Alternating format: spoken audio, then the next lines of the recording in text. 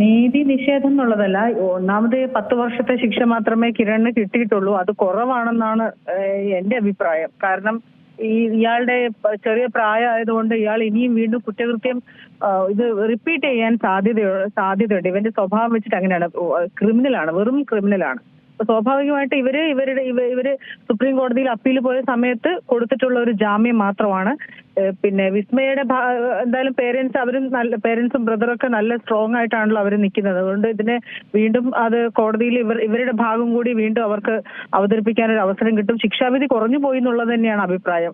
പൊതുവെ ഇത്തരം കേസുകളിൽ കോടതികൾ ചെയ്യേണ്ടത് പിന്നെ കടുത്ത ശിക്ഷ നൽകണം എന്നുള്ളതാണ്. ശിക്ഷയുടെ അത് മാതൃകാപരമായിട്ടുള്ള ശിക്ഷ നമുക്ക് ഒരുപാട് കേസുകളിൽ ലഭിക്കുന്നില്ല. അതുകൊണ്ടാണ് ഇപ്പൊ ഈ ഒരു ഇഷ്യൂ ഒരു ജാമ്യം കിട്ടി, സ്വാഭാവിക ജാമ്യം മാത്രമാണ്. പക്ഷെ ഇപ്പൊ തന്നെ കുട്ടികളൊക്കെ ഡിസ്കസ് ചെയ്യും. ഇങ്ങനെയാണ് അവര് ഒരു കുറ്റകൃത്യം ചെയ്താൽ ഈ പ്രതിക്ക് എപ്പോ വേണമെങ്കിലും പിന്നീട് കോടതിയിൽ നിന്ന് പുറത്തു വരാം, അല്ലെങ്കിൽ ഇനി ഇവര് ഇതിന്ന് ചിലപ്പം ഈ ശിക്ഷയിൽ നിന്ന് ചിലപ്പോൾ അവര് ഇറങ്ങി വരാനായിട്ട് അവർക്ക് സാധിക്കും. അപ്പൊ അങ്ങനെയൊക്കെ ഉള്ളത് കൊണ്ട് പൊതുവെ വിവാഹം വേണോ എന്നുള്ള ചർച്ച ഏറ്റവും കൂടുതൽ കേരളത്തിൽ നടക്കുന്നുണ്ട്. നമ്മുടെ ഈ ഒരു തലമുറയിലെ യങ്സ്റ്റേഴ്സ് ഒരുപാട് ചർച്ച ചെയ്യുന്ന ഒരു വിഷയമാണ്. അപ്പോൾ നമുക്ക് സമാധാനപരമായിട്ട് കുടുംബജീവിതം മുമ്പോട്ട് കൊണ്ടുപോകാൻ ഇത്തരം കേസുകൾ, ഈ സ്ത്രീധന കേസുകൾ ഇന്ന് വരെ നമ്മളെപ്പോഴും പറയും, ഭയങ്കര നമ്മുടെ ഡയലോഗിനൊന്നും ഒരു കുറവില്ല, പബ്ലിസിറ്റിക്ക് കുറവില്ല. പക്ഷെ ഈ പറയുന്ന ആൾക്കാരൊക്കെ തന്നെ ഏറ്റവും വലിയ വീടുകളിലൊക്കെ തന്നെ വളരെ സ്ത്രീധനം മേടിച്ചാണ് ഇപ്പോഴും ആൾക്കാർ എത്ര കല്യാണമാണെന്ന് അങ്ങനെ തന്നെ നടക്കുന്നത്. പക്ഷെ അത് പറയുന്നുണ്ട്, അവർ കൊടുക്കാൻ പാടില്ല, പരസ്യമായിട്ട് അങ്ങനെ ഇതാക്കാൻ പാടില്ല. പക്ഷെ അതിപ്പോഴും അങ്ങനെ റിപ്പീറ്റ് ചെയ്തുകൊണ്ടേ ഇരിക്കുന്നു. ഓരോ സ്ത്രീധന പീഡന കേസുകൾ പോലും നേരെ മര്യാദയ്ക്ക് ശിക്ഷിച്ച ഒരു ചരിത്രം നമുക്കില്ല എന്നുള്ളതാണ്. ഏതെങ്കിലും ഒരു 10 കേസുകൾ ഇങ്ങനെ എടുത്ത് കോടതി ശിക്ഷിച്ച് കാണിച്ചു കൊടുത്താൽ മാത്രമേ ഈ സ്ത്രീധന സംബന്ധമായിട്ടുള്ള വിഷയങ്ങൾ, ഇതിനുശേഷം എത്ര പെൺകുട്ടികൾ ആത്മഹത്യ ചെയ്തു, കഴിഞ്ഞ ആഴ്ച വരെ പെൺകുട്ടികൾ ആത്മഹത്യ ചെയ്തു.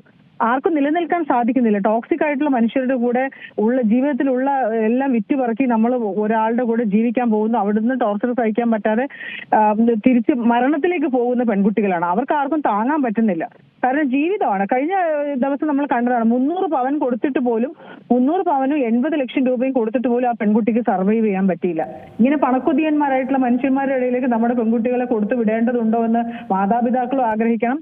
സ്ത്രീധനം കൊടുത്തു പോകേണ്ടതുണ്ടോ എന്ന് പെൺകുട്ടികളും ആഗ്രഹിക്കണം. എനിക്ക് സ്ത്രീധനം വേണ്ട, രണ്ടുപേരും തുല്യമായി ജോലി ചെയ്തുണ്ടാക്കി നമുക്ക് ജീവിക്കാൻ സാധിക്കും എന്നുള്ള ബോധം ആൺകുട്ടിക്കും അവരുടെ കുടുംബത്തിനും വേണം എന്നുള്ളതാണ്. പക്ഷെ അത്തരത്തിലുള്ള സ്ട്രോങ് ആയിട്ടുള്ള ഒരു ബോധവൽക്കരണം കൊടുക്കാൻ ഇന്നും നമ്മൾ അതിനകത്ത് പരാജയപ്പെട്ടിരിക്കുന്ന ഒരു സമൂഹമാണ്. സ്ത്രീധനമരണം ആവർത്തിക്കപ്പെട്ടുകൊണ്ടേയിരിക്കുന്നു.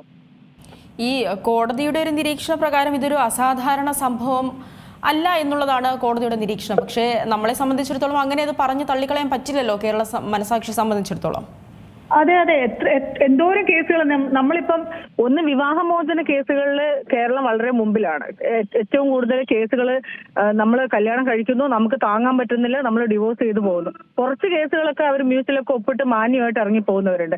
എത്ര പേര് ജീവിക്കാൻ പറ്റാത്ത വിധം ടോർച്ചർ ചെയ്ത് പിന്നീട് ഒരു സമാധാനമായിട്ടുള്ള ഒരു ജീവിതം ഇല്ലാത്ത എത്രയോ സ്ത്രീകളുണ്ട്. അപ്പൊ വീട്ടിൽ നിന്ന് ഇറങ്ങി കല്യാണം കഴിച്ചു പോയി അവിടുന്ന് തിരിച്ച് പെട്ടെന്ന് ഇറങ്ങി വരണമെന്ന് തോന്നിയ തിരിച്ചു കയറാൻ ഇടവില്ലാത്ത എത്രയോ പെൺകുട്ടികളെ ഞാൻ പരിചയപ്പെട്ടിട്ടുണ്ട്. അപ്പൊ അവർക്ക് അത്തരം ആൾക്കാർക്ക് ഒരു ഷെൽട്ടർ ഹോം വേണം. അത് അവർക്ക് സർവൈവ് ചെയ്യാൻ ഒരു സമയം വേണം, അവർക്ക് സർവൈവ് ചെയ്യാൻ ഒരു ഫണ്ട് വേണം. ഒരു പുരുഷന്റെ വീട്ടിൽ പോയി കഴിഞ്ഞ് തിരിച്ച് അവിടെ നിന്ന് ഇറങ്ങുമ്പോഴത്തേക്കും ഒന്നും ഇല്ലാതായി പോവാണ്. സ്വന്തം അഡ്രസ്സ് വരെ ഇല്ലാതായി പോകുന്ന പെണ്ണുങ്ങളാണ്.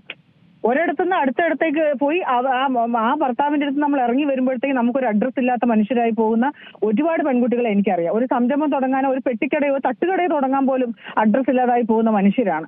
അവരുടെ നമ്മൾ കല്യാണം കഴിച്ചു അടുത്തടുത്തേക്ക് പോകുമ്പോൾ നമ്മൾ തെരഞ്ഞെടുപ്പ് കാർഡിൽ നമ്മളെ ഇലക്ഷന്റെ വോട്ട് വരെ നമ്മൾ മാറ്റും.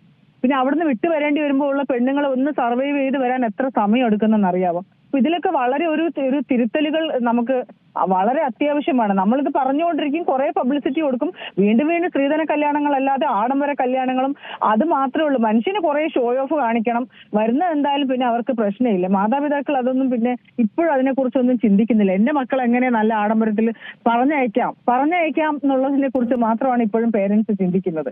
ഈ പൈസയും കൊണ്ട് അവരവിടെ സുരക്ഷിതരായിരിക്കും.